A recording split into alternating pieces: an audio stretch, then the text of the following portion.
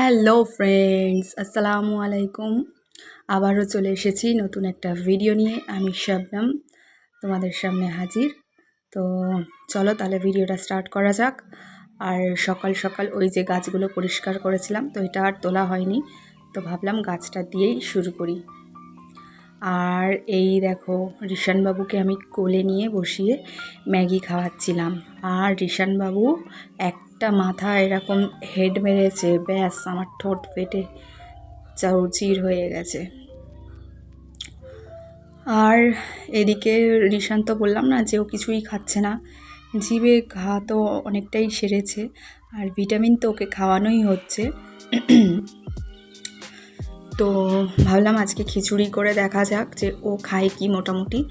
আর আমিও একটু খাবো, ও একটু খাবে, বেশি করেই করে নিয়েছি। এতে কোনো ঝাল অ্যাড করিনি আমি, যেহেতু রিশান খাবে। তো আজকে ভিডিওটা দেখবে যে আজকে সারাদিন আমি কি কি করি, রিশান কি কি করে, তো সেগুলোই তোমরা দেখতে পাবে। আর এই যে এখন খিচুড়িটা খুব প্রিপেয়ার হচ্ছে। আমার তো এই গোবিন্দভোগ চালের খিচুড়ি এরকম করে খেতে ভীষণ ভালো লাগে।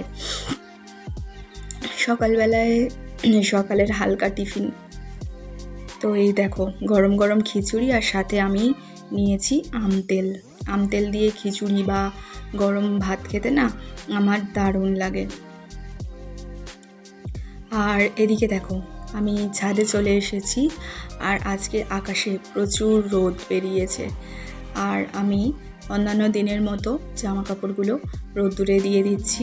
রোদে জামা কাপড় শুকোনোর একটা আলাদাই ব্যাপার থাকে, দেখবে জামা কাপড় কত সুন্দর একটা সতেজ ভাব থাকে, একটা টান টান থাকে।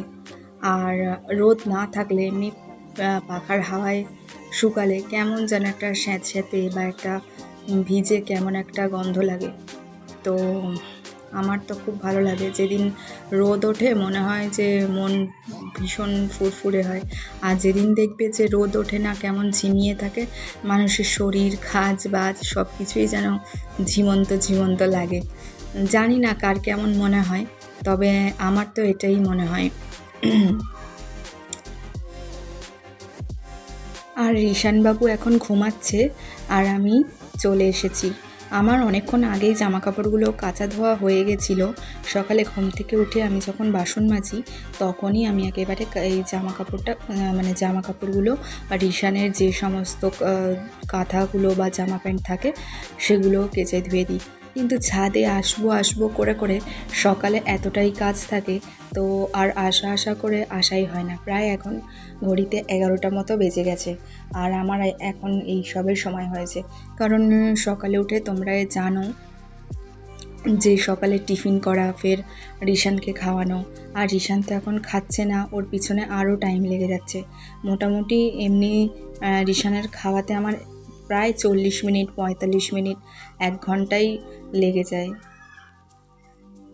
তো এই যে রিশানবাবু দেখো ঘুম থেকে উঠে গেছে, আর ও তো আমার কোল ছাড়ছে না। বাচ্চারা ঘুম থেকে উঠলে তো মায়েদের কোল ছাড়ে না, তাই জন্য ওকে কি করলাম, ওকে বসিয়ে নিলাম ওই স্ল্যাপের উপরে, নিয়ে পাশে পেঁয়াজ কাটছি। কিন্তু বাবু বসবে না, ও আমার কোলে আসতে চাইছে। তো আমি কোনো রকমে আটকে একটু একটা দুটো পেঁয়াজ কেটেছি। তো তারপরে আর শুনছেই না। মোটামুটি নিচে নামাচ্ছি, সে নিচেও থাকছে না, ও কোলেই উঠবে। এদিকে পেঁয়াজের ঝাঁঝ, আমার নিজেরই চোখ জ্বালা করছে। আর ও তো বাচ্চা মানুষ, তার উপর কিছু বলতেও পারে না। ও দেখো বাধ্য হয়ে শেষ পর্যন্ত ওকে কোলে নিয়েই আমার কাজ করতে হলো। তো সংসারের প্রতিটা কাজ এভাবেই করতে থাকি। আর বাচ্চা হবার আগে একরকম থাকে, আর পরে আর একরকম থাকে। তো এখন এইগুলো না অভ্যাস হয়ে গেছে, করতে করতে অভ্যস্ত হয়ে গেছি। অনেকে মনে করছো যে ছুরি হাতে কোলে করে নিয়ে ওকে ওর সামনে তুমি এরকম পেঁয়াজ কাটছো, কিন্তু কি করব বলো। বাড়িতে মেম্বার বলতে আমি আর আমার শাশুড়ি দুজন। তো তো আর আমাদের কোনো হেল্পিং হ্যান্ড নেই যে সে করে দেবে। ওই যতটা পারি, রিশান ঘুমায় তখন করি, বা আমি যখন করি তখন ওর দাদিমা ধরে, বা ওর দাদিমা যখন কিছু করে আমি ধরে রাখি। তবে এই বেলার টাইমটাই পুরো আমার কাছেই থাকে। আর আজকে রান্না হবে ডিম দিয়ে, ডিম ভাজা, আর ডিম ভাজা করে আর কি বেগুন আলুর তরকারিতে ডিমগুলো ছেড়ে দেওয়া হবে। তো সেই জন্য আমার শাশুড়ি মা বললো যে ডিমগুলো একটু কুচে আর ভাজার জন্য রেডি করে দাও। তো তারপরে আমার ওটা মোটামুটি কোনো রকমে করে নিয়েছি।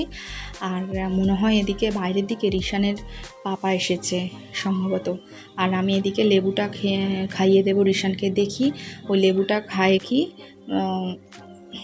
তো সেই ভেবে আমি লেবুটা এখন কেটে নিচ্ছি। তো লেবুটা মিষ্টি ছিল, সেই জন্য রস খেয়েছে মোটামুটি।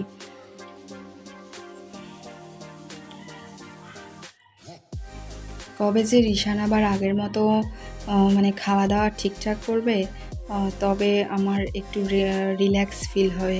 নাহলে আমার উপর তো ভীষণ চাপ পড়ে যায়, যেহেতু ও বাইরের কোনো ফিড করে না, পুরোটাই ব্রেস্ট মিল্কের ওপর চলে। তো বুঝতেই পারছো কতটা কষ্ট। তো ওপরওয়ালার কাছে আমি তো দোয়া চাইছি, তোমরাও একটু রিশানের জন্য একটু দোয়া করো। আর আবার সর্দি করেছে, বাবুর আবার সর্দি হয়েছে।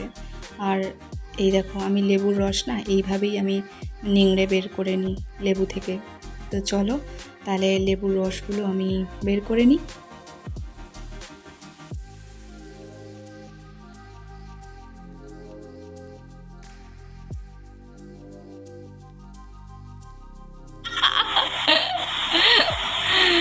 এ বাবা, ছি, কি করছে দেখো টমেটোটা নিয়ে।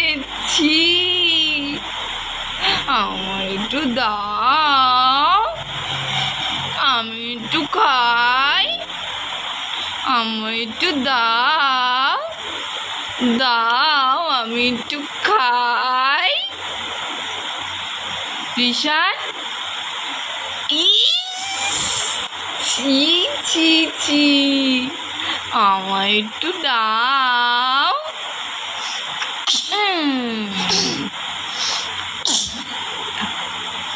আমার একটু দাও, তুমি নোংরা করছো, আমার একটু দাও। দাদিমা টমেটোটা চাইলো, বললো তরকারিতে দেবো, এটা কি করলে তার? তো দেখতেই পেলে মোটামুটি রিশানের তুই কি অবস্থা। করলে?